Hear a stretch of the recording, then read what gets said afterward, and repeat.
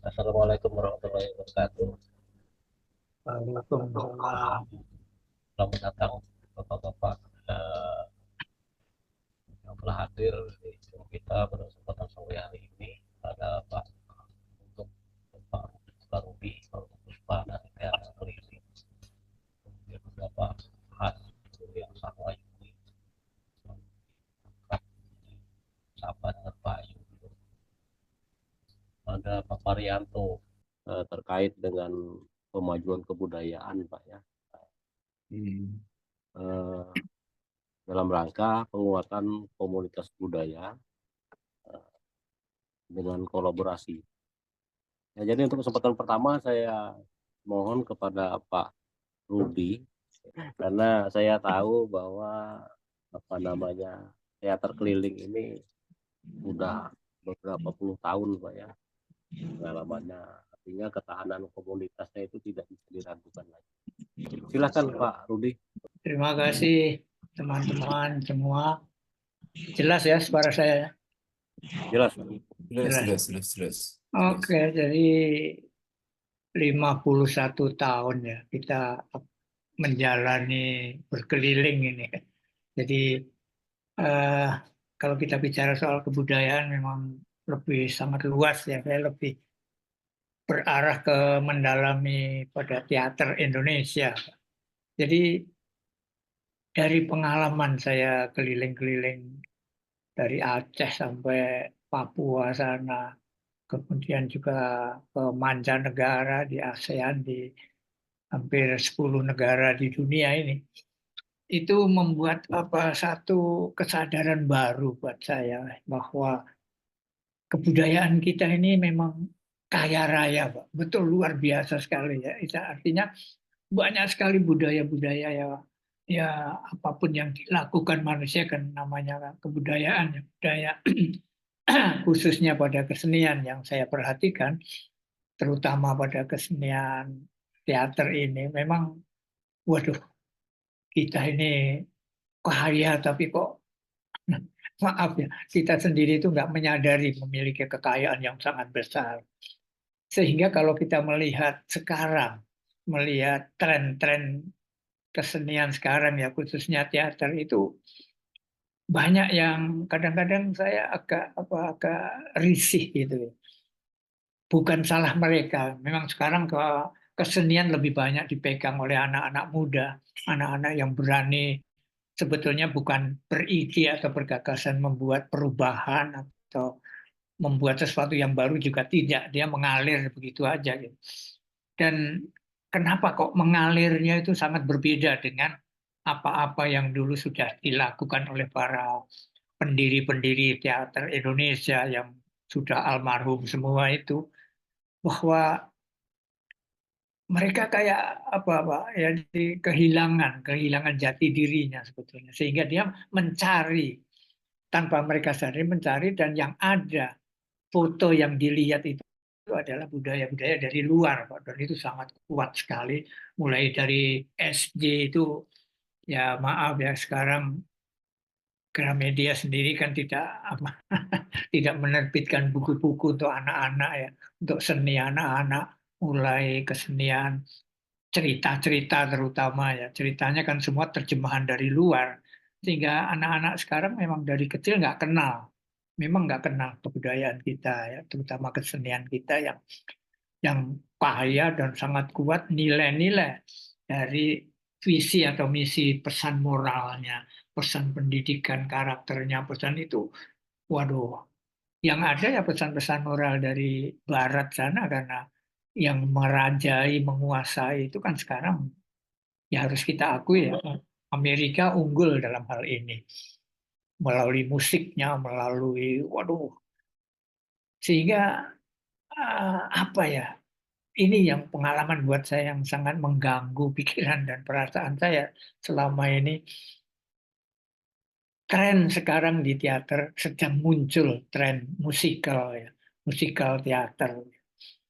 Sampai anak-anak muda gandrung sekali itu membuat musikal ini. Tetapi karena mereka tidak mempunyai fotonya musikal Indonesia itu kayak apa, Kemudian mereka ya mencari sendiri. Sekarang tinggal buka Google, buka YouTube, udah kaya banget itu apapun yang mau dicari. Sampai akhirnya yang ketemu ya musical dari Broadway itu yang merajai dan itu ditiru. Ada tiga macam ya, yang meniru atau yang salah satunya itu malah bukan meniru lagi tapi membawa sampai seluruh ceritanya, bentuknya, pertunjukannya semua ya dia bawa dari sana. Betul-betul fotokopi beneran sampai judulnya segala macam, caranya, kostumnya, aduh semua tarian-tariannya semua ya dari sana gitu. Sehingga ketika ada seorang siapa namanya lupa Jun siapa yang mengatakan Indonesia tidak ada musikalnya. Wah itu mereka marah ya. Waduh gini, nggak tahu.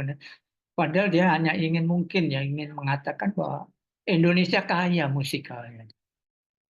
Hampir seluruh sandiwara Indonesia itu musikal. Sandiwara apalah yang namanya lenong, wayang, ludruk atau apa yang dari teater-teater sandiwara zaman dulu yang dari Kalimantan, yang dari Riau, dari waduh banyak sekali saya lihat itu kaya itu memang semuanya musikal karena syaratnya kan cuma ada dialog, ada ngomong, tari, nyanyi, silat kalau memerlukan adegan-adegan persilatan atau itu semua ada di kita itu. Dan itu sangat kaya raya. Kebetulan kemarin tahun lalu lah saya mendapat eh, subsidi non gelar itu dari Dirjen Kebudayaan untuk belajar tentang teater musikal di Madrid, di Spanyol selama satu bulan. Memang apa ya? Ya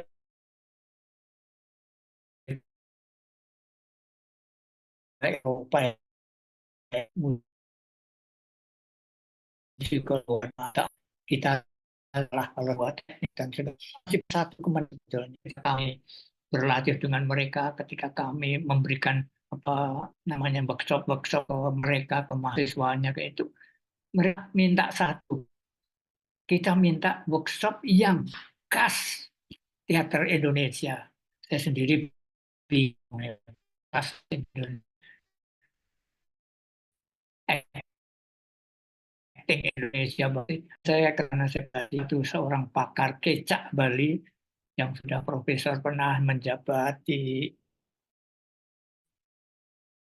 isi Denpasar dulu menjadi kita latihan ke mereka. Waduh, mereka baru menyatakan ini betul-betul timur Indonesia. Ternyata kesimpulannya nah satu, mereka tidak punya rasa dan itu yang punya kita. Kita kalah di teknik itu kalah.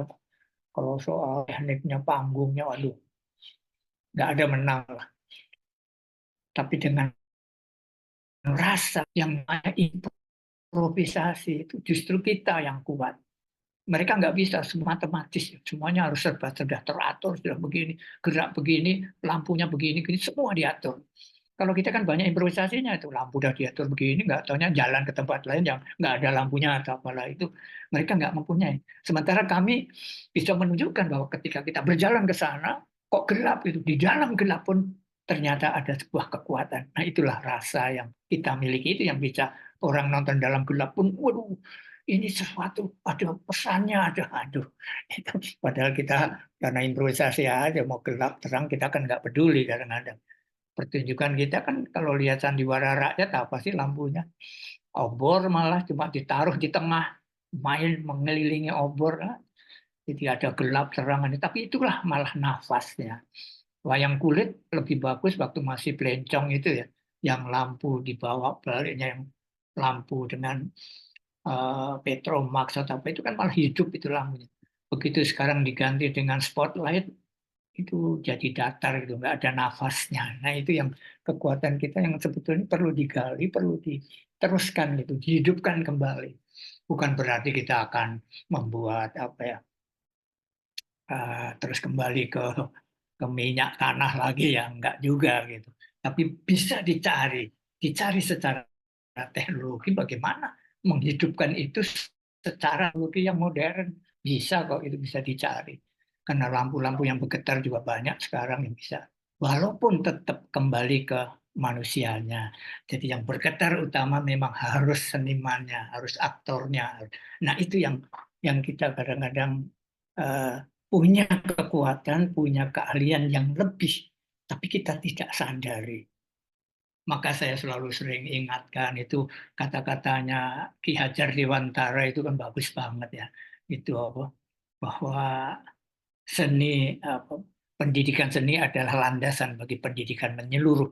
Jadi kesenian itu memang ya terus menerus nggak. Kalau sekarang kan ekskul ya Pak, di sekolah itu cuma sampingan gitu. Jadi kalau udah sampingan nggak ada nilainya, anak-anak kok nggak datang? Wah ada tugas Pak, ada tugas ini tuh loh.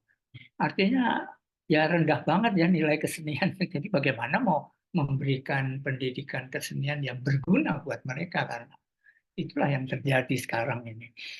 Nah, semua kelemahan-kelemahan yang ada itu kami data, saya udah berkali-kali juga sampaikan ke Direktorat Jenderal Kebudayaan, selalu kita laporkan bagaimana kelebihan, keininya, kekurangan kita segala macam.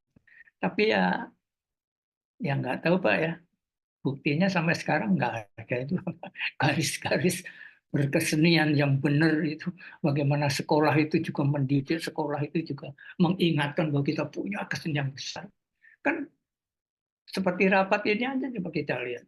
Kan semua sudah sebenarnya angkat rambut putih semua Pak ya. Jadi kalau kita bicara ke anak-anak juga nggak nyambung Pak. Jadi saya ada 200 tuh anggota teater keliling yang itu udah kelompok Gen Z, kelompok Alpha yang saya perlu ada apa ya, punya asisten-asisten yang tahu bahasa anak sekarang gitu.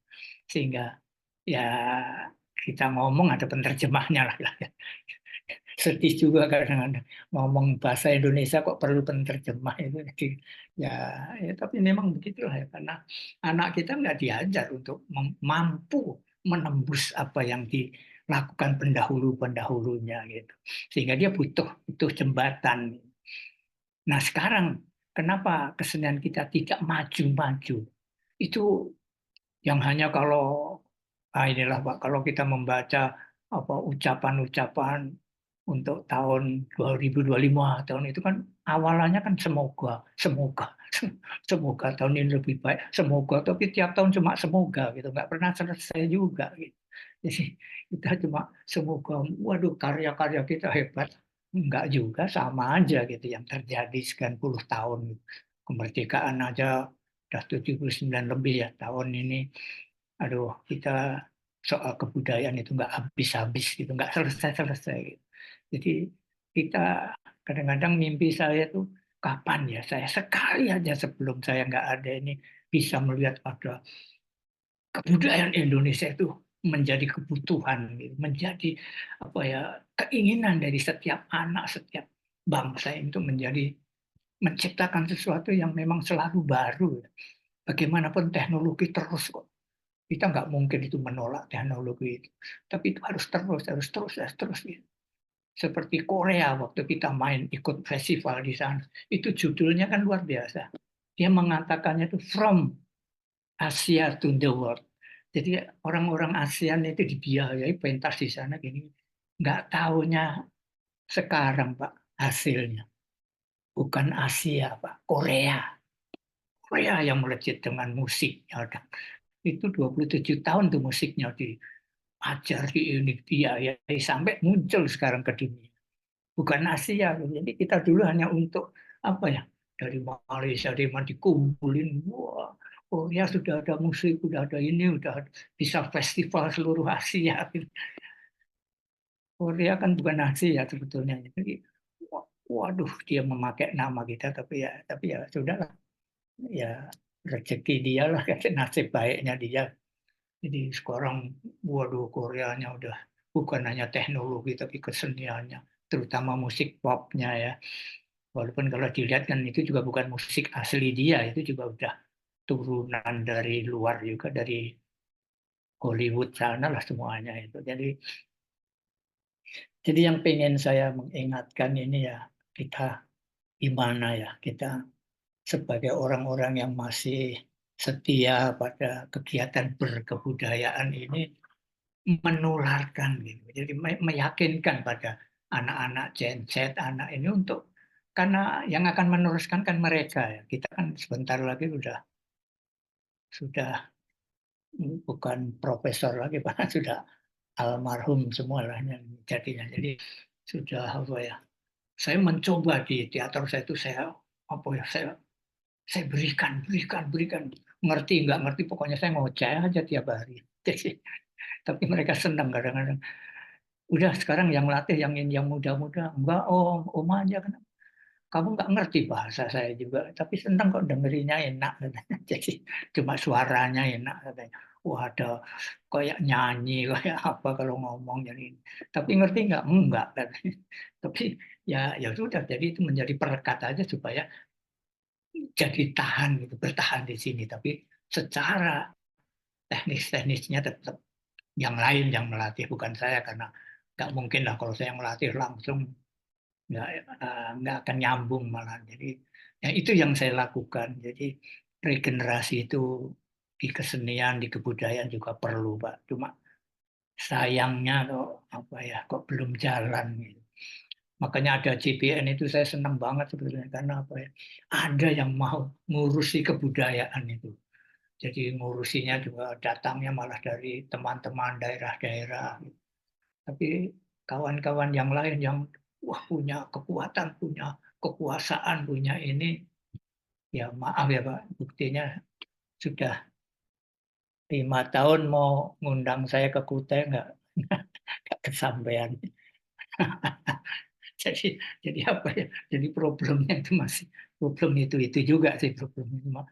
Apalagi sekarang Mas Hilmar udah bukan dirjen lagi, nggak tahu lagi lah ini sekarang langsung Menteri Kebudayaan. Jadi belum tahu lagi lah saya langkahnya kayak apa, tapi yang pasti udah kehilangan tokoh yang mengerti kita, yang mau mendengar, mau bekerja yang bukan mudah juga buat dia itu mengerjakan kebudayaan yang bisa seperti sekarang ini.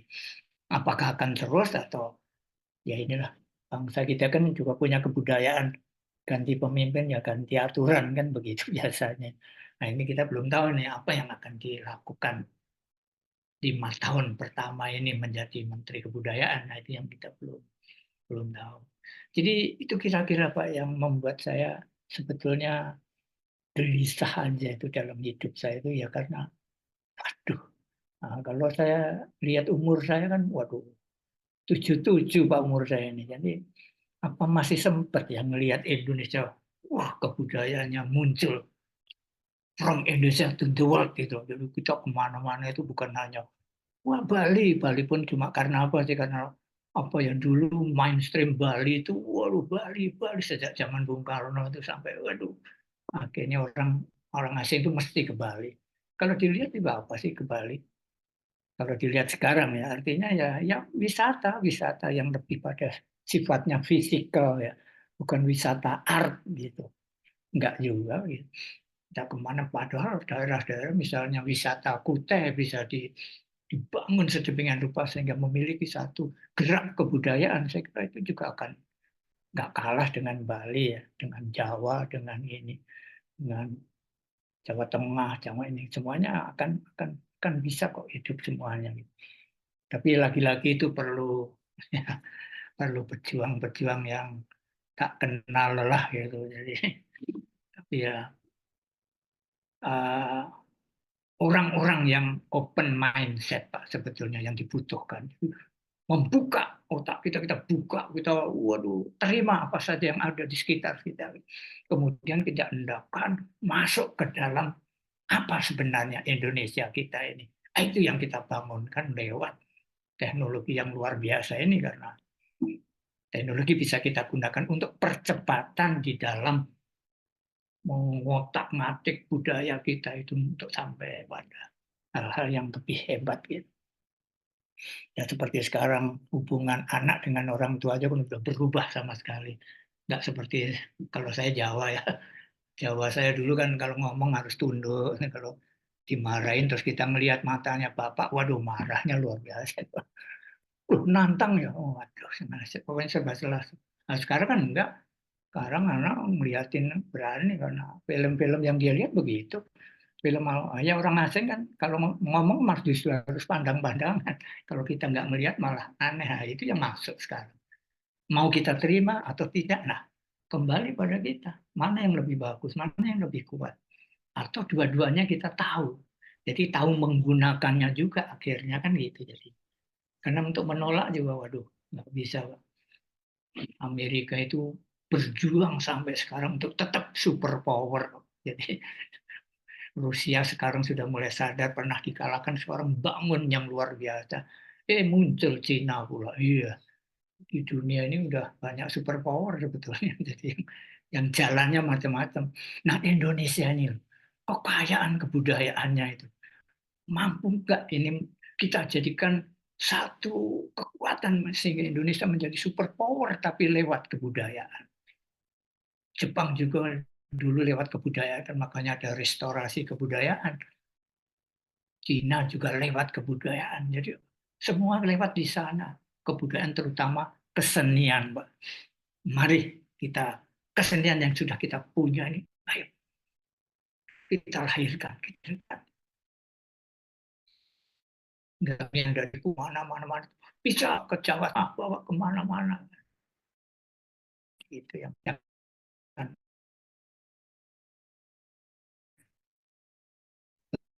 manfaat sekali menggasnya Khairil Anwar almarhum. Masih muda, 11 tahun berani mengucapkan seniman itu harus bergerak dan menggerakkan. Nah, itu yang sulit. Biasanya kita cuma dengar bergerak, ayo bangkit, ayo bangkit. Ah, udah bangkit ngapain? Gitu.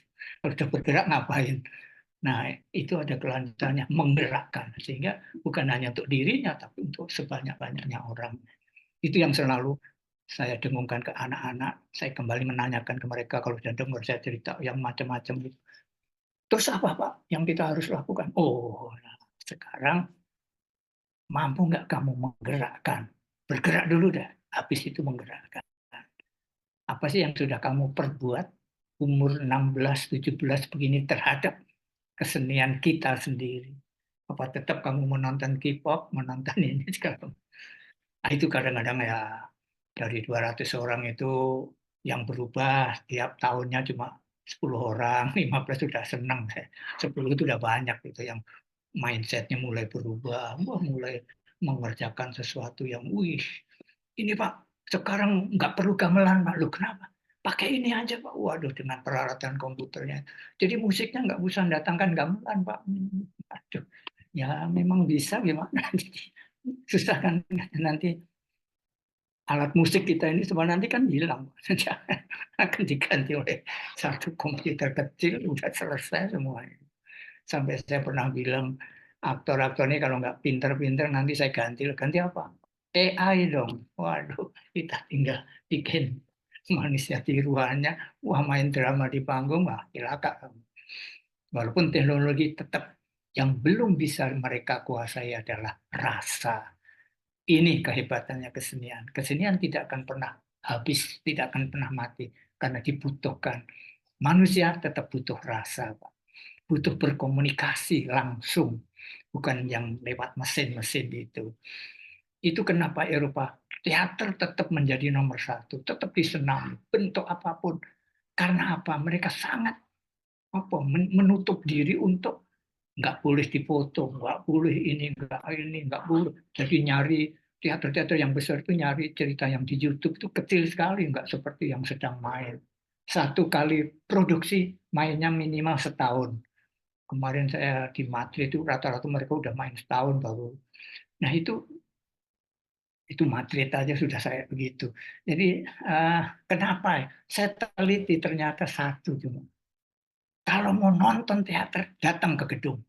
Bukan lewat YouTube, bukan itu yang mereka lakukan, menjaga bahwa orang harus datang. Ternyata orang yang datang kalau ditanya-tanya memang butuh ketemu, butuh ngomong, butuh yang dilihat itu orang hidup, bukan mesin, bukan ini segala macam. Nah, mestinya kita bisa itu karena kita juga kesenian kita adalah kesenian yang sebetulnya mudah sekali bergaul kan kesenian gitu kan dekat sekali dengan publiknya dengan macam-macam.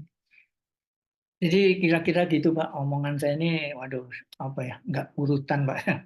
pecah ke sana, pecah ke sini. Jadi terima kasih untuk waktunya. Enak, Pak. Panjang lebar sudah disampaikan. Hanya itu pengalamannya itu luar biasa, Pak Rudi. Semoga nanti bisa disambung lagi, Pak ya.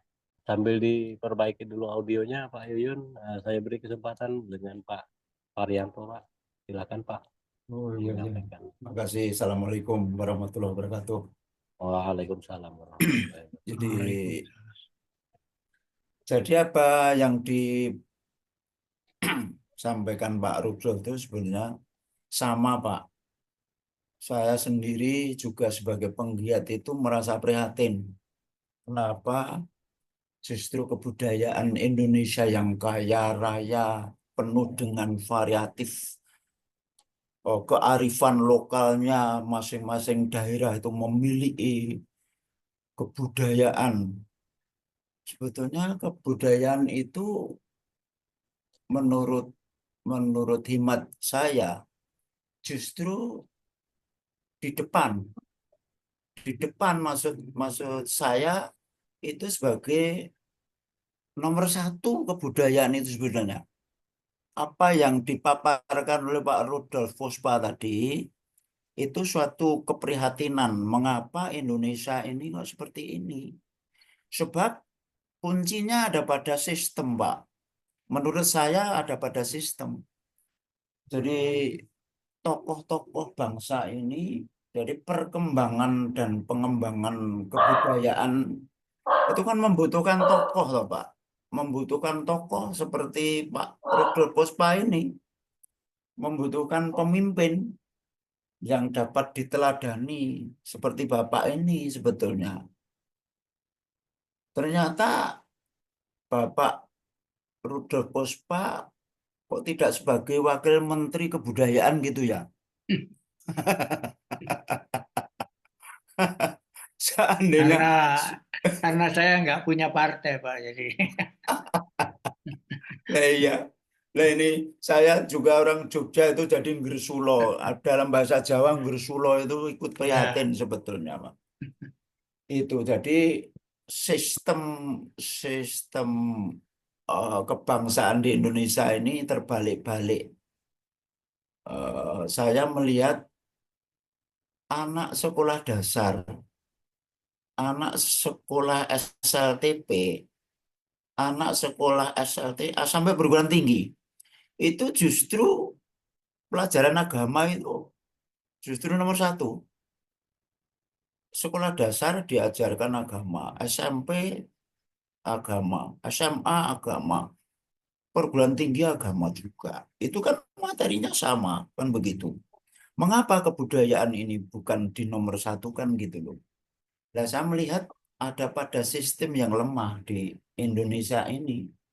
Saya melihat para Indonesia membutuhkan tokoh seperti Pak Rudolf Puspa sebagai tokoh teater ya.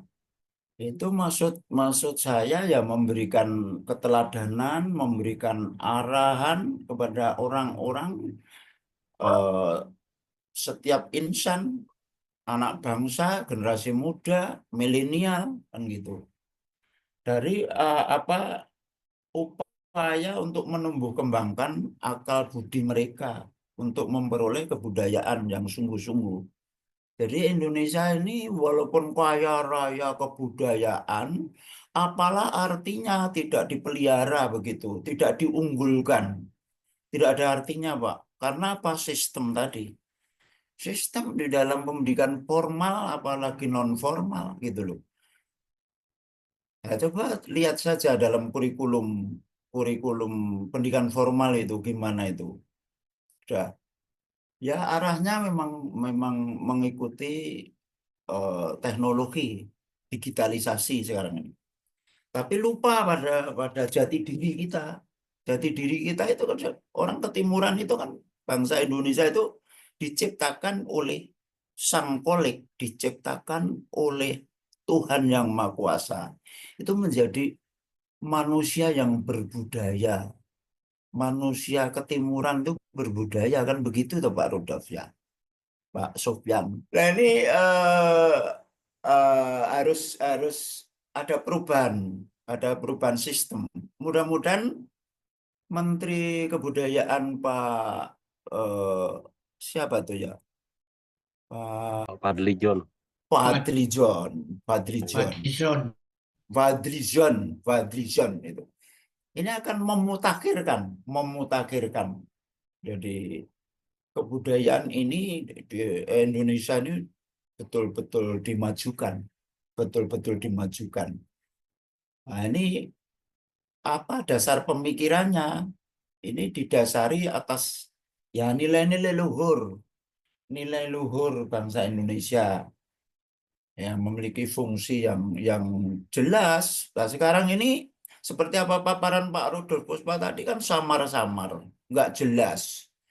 Walaupun Pak Rudolf Puspa ini berjuang mati-matian lewat teater sampai ke luar negeri, sampai ya, ternyata yang unggul Amerika, ya di Asia Tenggara Korea Selatan, ya tak? Ternyata masih begitu. Nah, disebabkan oleh keterbatasan di dalam memecahkan masalah dari berbagai persoalan hidup ini, maka tadi saya menawarkan bahwa saya memang menulis Pak Rudolf, Pak Sopyan tadi, kebudayaan sebagai sumber ekosistem, artinya ekosistem di situ adalah makhluk hidup yang saling berhubungan dengan alam sekitar. Jadi kita itu diciptakan Tuhan di dunia ini berbagai makhluk hidup itu saling berhubungan. Jadi nggak bisa dipisah-pisah, tidak bisa. Ya itu namanya kolaboratif ya. Nah, judul topiknya itu kan apa itu pemajuan apa Pak Sofyan tadi? Topiknya penguatan komunitas Penguatan budaya melalui penguatan kolaboratif kebudayaan ya. melalui Maka kolaborasi. harus kita generasi penerus bangsa ini harus betul-betul sadar bahwa kita diciptakan sebagai makhluk hidup yang saling berhubungan dengan alam sekitar. Nah, tidak bisa manusia itu hidup sendiri, nggak bisa. Ya ini kelemahannya saya melihat ada pada sistem, Pak. Ada pada sistem. Jadi negara ini harus betul-betul bisa merubah perilaku manusia dari tataran atas sampai tataran bawah. Para pemimpin terutama itu sebagai contoh, harus memberikan contoh. Penanaman karakter watak bangsa Indonesia diciptakan bangsa ketimuran adalah bangsa yang berbudaya. Tadi Pak Rudolf Puspa sudah memaparkan bahwa kaya raya kebudayaan yang berbagai kearifan lokal ini sungguh-sungguh benar. Betul. Di Jogja ini Pak, saya orang Jogja kan. Ya teater itu ada ketoprak, ada wayang. Jawa Timur ada ludruk. Ya, ada wayang orang, ada sendera tari di Jogja. Ternyata wayang yang memuat pendidikan karakter saja sekarang sudah hampir lenyap.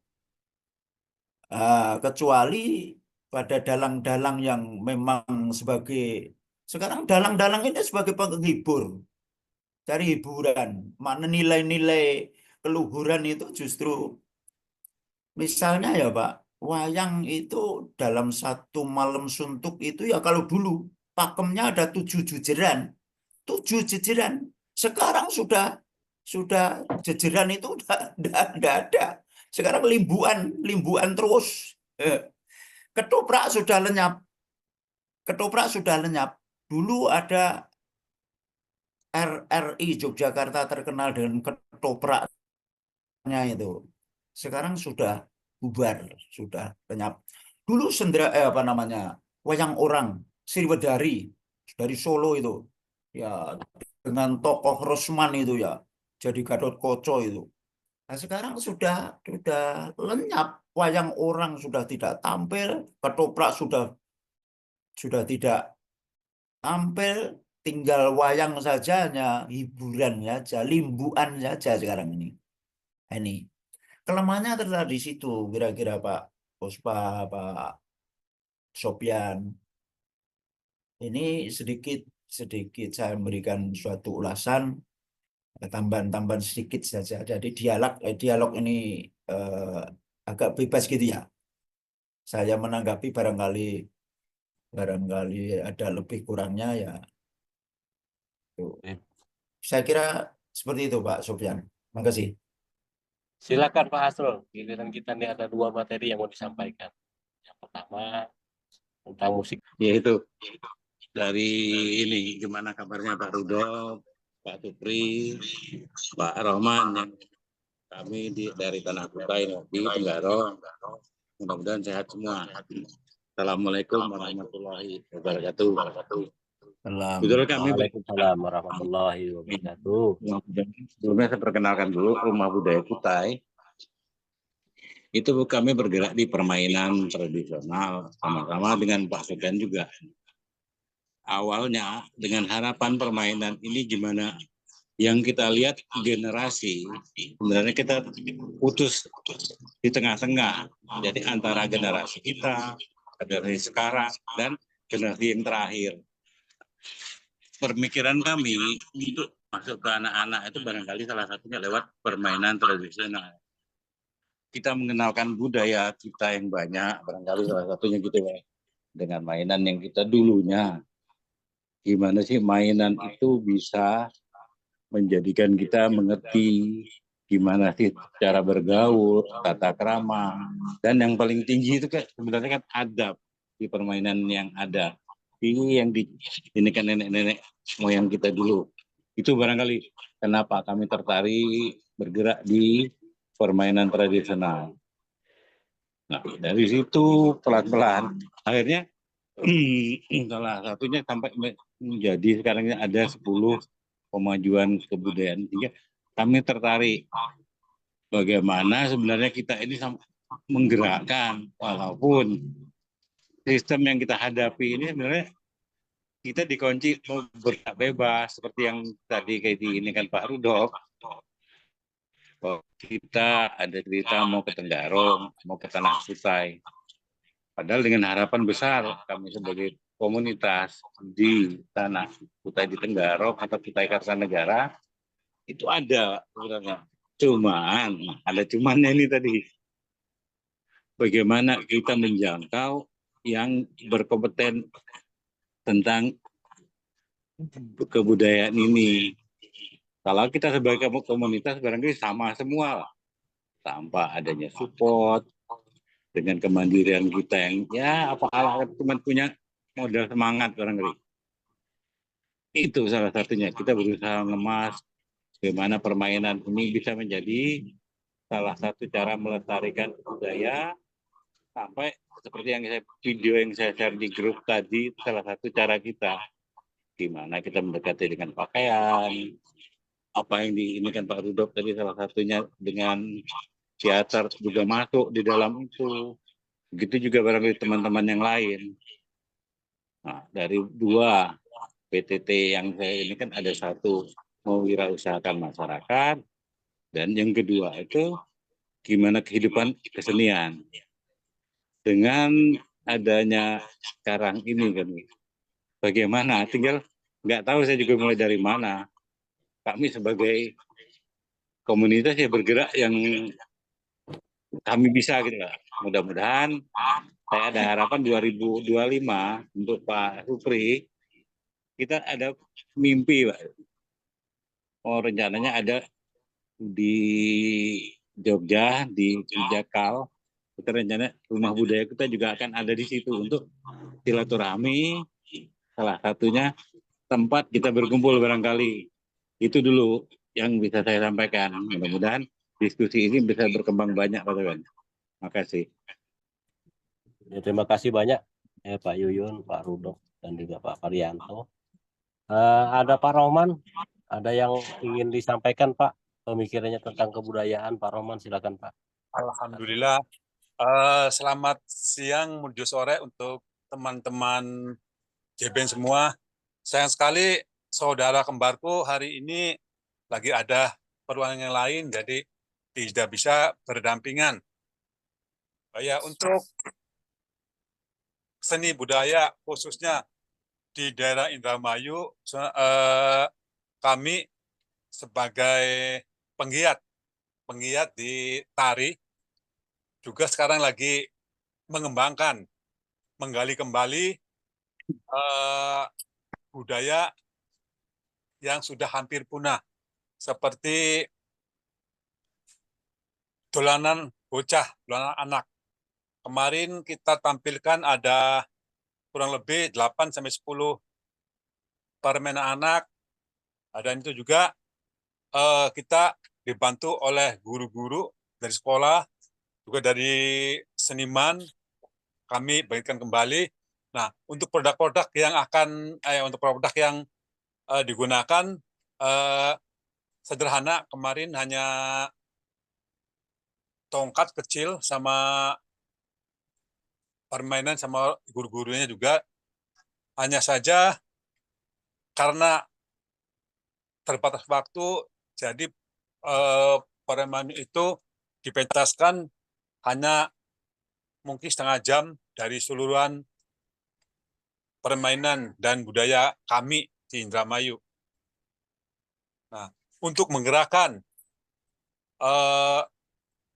seluruh mahasiswa Indramayu, terutama anak-anak sekolah, jadi kami dengan Dinas Pendidikan bekerjasama dengan guru-guru di sekolah untuk membangkitkan kembali, menggali, dan mengembangkan budaya yang Adiluhung ini.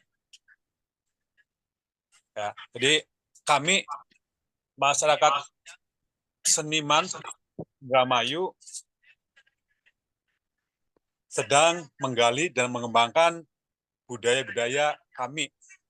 Dan kemarin juga ada budaya yang sudah hampir ditinggalkan, sekarang lagi bangkit kembali, itu namanya sintren. Mungkin kalau di Pulau Jawa, dari ujung ke ujung, antara barat ke timur, sintren itu semuanya ada.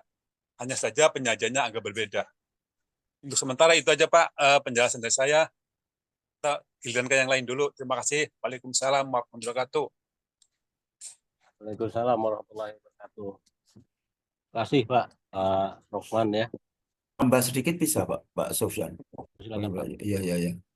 Pada Pak Asrul ya, Pak Asrul Liansah ya, dari Tenggarong ya. Pak Rokman dari Indramayu ya. Indramayu Jawa Barat Pak. Oh, Jawa Barat ya. Jawa Iya, Barat ya. maksudnya Provinsi Jawa Barat, Indramayu. Dari sebelah dengan Begini, Cirebon. ya satu Asrul. Ini kan memasuki diskusi ya. Jadi biar nanti jadi catatan begini. Saya tadi kan bilang yang harus dirubah itu sistem. Karena di Indonesia ini yang sebagai estafet adalah generasi penerus anak bangsa, generasi milenial kan begitu. Ini tadi Pak Asrul permainan tradisional ya Pak ya. Permainan tradisional itu implementasinya seperti apa gitu loh. Maksud saya tadi melontarkan sistem yang dirubah. Saya lontarkan pada Pak Rudolf ya, Pak Rudolf Pospa. Itu sistem itu harus benar-benar harus, karena generasi penerus bangsa ini lewat pendidikan formal dan non formal begitu loh. Selama kurikulumnya sekarang ini pendidikan formal masih seperti ini, sekarang ini kan pendidikan formal itu hari Sabtu itu kan libur, ya tak? Justru di kota-kota yang lain selain Jakarta itu meniru Jakarta. Sebetulnya kota-kota yang lainnya belum macet seperti Jakarta sebetulnya. Tapi yang lain sekolah pendidikan formal itu sekarang hari Sabtu libur, tidak masuk. pendidikan itu sampai mulai jam 7 sampai jam 4 sore. Dulu ketika bapak-bapak ini masih belajar ya, itu menggunakan kurikulum 68 kalau nggak salah dulu waktu itu. Itu kesempatan bermain tradisional Pak Hasrul. Jadi pendidikan formal itu jam 12 anak sekolah SD itu sudah pulang. SMP jam 1 sudah pulang. SMA jam 2 sudah pulang. Perguruan tinggi juga begitu. Ya. Nah, sekarang kesempatan bermain tradisional sudah tidak ada. Lebih baik sekarang les mata pelajaran yang terkait dengan pendidikan formal gitu loh. Lah saya menanyakan pada Pak Hasrul itu permainan tradisional kalau di Jogja dulu ada permainan dakon, ada permainan bas-basan, ada permainan bentik, itu permainan tradisional kuda-kuda. Kemudian pada Pak Rukman itu namanya dolanan anak-anak. Dolanan anak-anak itu waktu pendidikan dasar itu ditanamkan melalui dolanan anak-anak di sekolah.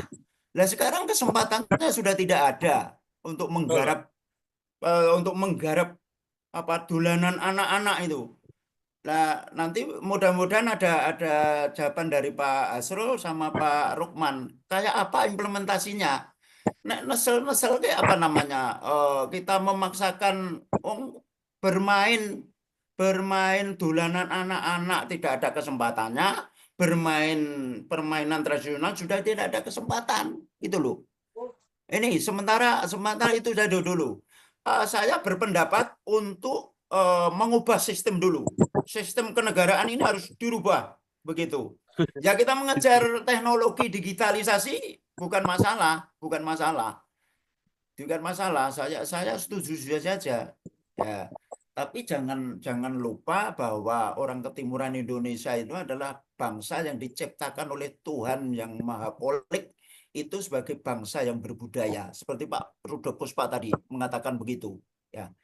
Coba terima kasih. Ya.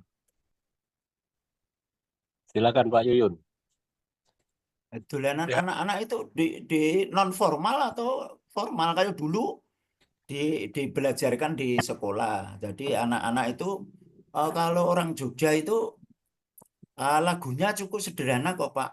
Esok-esok srengenge ngene lagi metu sibu. Nyuwun pangestu pun putra badhe sinau. Ngaten niku contoh-contohnya. Ya. Siji loro telu tangane sedeku ngawasake bu guru menawa didangu papat nuli limo lenggahe sing tata. Itu otomatis anak itu sudah menanamkan sikap. Sekarang guru-guru sekarang nggak bisa nyanyi seperti itu. Ada 3 hal sebagai guru, yaitu membaca, menulis, gorisan, menggambar, menyanyi, gitu loh. Terima kasih. Iya. Jadi yang kami lakukan di sekolah pada konsep P5. Jadi ada waktu tertentu kita mengenalkan. Kegiatan itu biasanya pada hari Sabtu. Jadi sekolah yang minta kita dorong. Nah, dengan pengenalan ini anak-anak ya, itu salah satu contoh yang ada video yang saya share di grup. Jadi gimana anak-anak bermain sampai capek dari pagi sampai sore ya. Kebetulan beberapa bulan yang lalu kita juga komunikasi dengan Balai Pelestarian Kebudayaan 14 Kaltim. Kita dikasih fasilitasi kebetulan sama-sama dengan Pak Sofian di lapangannya milik Kodam di Balikpapan. Nah, harapan kami dari situ, jadi kita merubah sistem sebenarnya harapan kita, tapi karena kemampuan kita terbatas, ya perlahan lah. Sehingga barangkali kemarin juga sempat Pak Ilmar sebagai dirjen waktu itu kebetulan sempat bersandang ke RBK menangkap itu, Pak. Cuma di sisi lain kembali lagi ke kurikulum. dengan perubahan kurikulum, apalah daya kalau kita di lapangan. Benar, saya setuju kalau sistem yang dirubah. Karena pendidikan kita kan sebenarnya punya karakter sendiri beda dengan Eropa dan Amerika. Dan barangkali satu-satunya adab yang nggak ada di luar yang kita punya. Itu barangkali Pak Supri. Ya gimana Pak Supri? Ya, arah tujuan bangsa itu seperti cita-cita Pak Prabowo sebagai Presiden Republik Indonesia, itu akan membentuk manusia Indonesia itu beradab. Ternyata sekarang ini manusianya itu hanya masih di mulut saja. Jadi Ya. perilakunya belum beradab. Di Indonesia ini belum beradab. Jadi begitu. Lah sistem pendidikan kita yang lemah itu sebetulnya. Ya Setuju. mari memang kalau memang budaya bangsa ini betul-betul kearifan lokal ditonjolkan gitu, ya mari kita bersama-sama secara kolaboratif, mari harus kompak. Tokoh-tokoh budaya seluruh Indonesia harus kompak, satu bahasa, satu tekad, begitu kira-kira begitu. Ya. Ya. Itu Pak ya jawabannya Pak ya dari Pak Asul tanggapannya. Nah tentang ini Pak mungkin saya bisa menanggapi apa yang dimaksud Pak Parianto. Sebenarnya untuk permainan rakyat ya yang disampaikan oleh Pak Suparyanto tadi ini juga sebenarnya sudah termasuk di dalam 10 OPK Pak. Cuma dalam pelaksanaannya memang sekarang sepertinya mandek Pak. Itu. Makanya kenapa kita bicara webinar pemajuan kebudayaan. Betul yang dikatakan Pak Parianto. Selama kurun waktu 7 tahun sudah ya kemajuan kebudayaan kita ini sepertinya hanya kesenian saja Pak yang ditonjolkan. Sementara yang lain-lain mereka yang lain itu kurang didorong. Jadi kesannya kebudayaan itu hanya kesenian saja. Sementara yang lain-lain seperti adat istiadat, kemudian permainan tradisional, pengetahuan tradisional itu, sepertinya ya kurang tersentuh. Nah makanya dengan inilah maksud kita kenapa kita harus ada kolaborasi. Kita tidak tidak boleh juga selalu tergantung dengan